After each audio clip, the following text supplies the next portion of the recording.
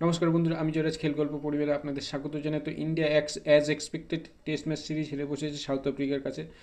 তো এক বছরে ইন্ডিয়া দুটি টেস্ট ম্যাচ সিরিজ হেরে বসলো, এক নিউজিল্যান্ডের সাথে, দ্বিতীয়টি সাউথ আফ্রিকার সাথে। সাউথ আফ্রিকার ক্যাপ্টেন টেম্বা বামুয়াকে বোনা বলা হয়েছিল প্রথম টেস্টে, তিনি দেখিয়ে দিলেন অপমানের জবাব কী করে দিতে হয়, এবং তিনি সত্যি যোগ্য ক্যাপ্টেন সাউথ আফ্রিকার এখন বর্তমানে হ্যান্সিকোনিয়ার পর, যে যিনি 12টি টেস্টে 11টি জিতেছেন এবং একটি ড্র করেছে, মানে অবিশ্বাস্য রেকর্ড। সেই সাউথ আফ্রিকা ইন্ডিয়াকে এসে ইন্ডিয়ার নিজের মাটিতে একদম নাকানি চোবানি ধুলিস্যাৎ খাওয়া করে দিল। 140 রানে তাদের অল আউট করে দিয়েছে, ভাবা যায়?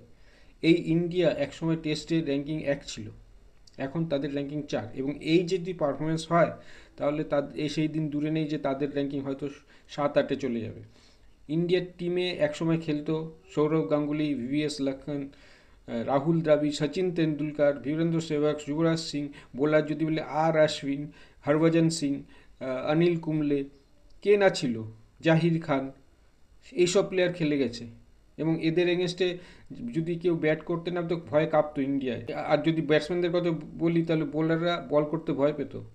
কোনো টিম ইন্ডিয়া যদি টেস্ট ম্যাচ সিরিজ খেলতে আসতো তাহলে ভাবতো যে কীভাবে যেন টেস্ট ম্যাচ সিরিজটা ড্র করে দেশে ফেরা যায়, যেটা তো অনেক দূরের ব্যাপার ছিল। আজ ইন্ডিয়ার এই অবস্থা যে এশিয়ান কান্ট্রির অরিজিনেট টিম তো ছেড়ে দিন, বাইরের টিম এসে ইন্ডিয়াকে নাকানি চোবানি খাচ্ছে ইন্ডিয়ার পিচে, যেখানে ইন্ডিয়ার ব্যাটসম্যানদের ভালো খেলা উচিত, ইন্ডিয়ার বোলারদের ভালো বল করা উচিত, সেখানে উল্টো হচ্ছে। মানে এই অবস্থা, টি-20 প্লেয়ার দিয়ে যদি এখন টেস্ট ম্যাচ খেলানো হয় তাহলে তো এই অবস্থাই হওয়ার কথা। যে যোগ্য ছিল, যারা অশ্বিন, তাকে বাধ্য করা হলো রিটায়ারমেন্ট করানোর জন্য, এবং বিরাট কোহলি, রোহিত শর্মা, এদেরকে বাদ দিয়ে দেওয়া হলো, বাধ্য করা হলো টিম ছেড়ে যাওয়ার, অবসর নেওয়ার। এটা কি গৌতম গম্ভীরের নিজের সম্পত্তি টিমটা, যে যা ইচ্ছা তাই করবে?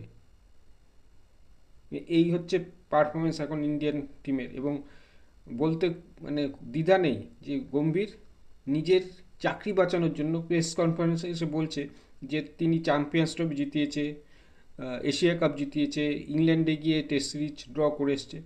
তো তোমার কোচিংয়ে তো ইন্ডিয়া পরপর ঘরের মাটিতে বছরে দুটি টেস্ট সিরিজ হারলো, সেটা বলছো না কেন? সেই ক্রেডিট নিতে চাচ্ছ, ডিসক্রেডিটটাও নাও তাহলে। নিজের এখন চাকরি বাঁচানোর পথ খুঁজছো।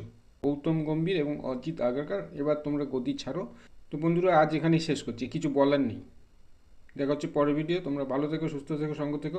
আমার এই ভিডিওটিকে অবশ্যই শেয়ার করো।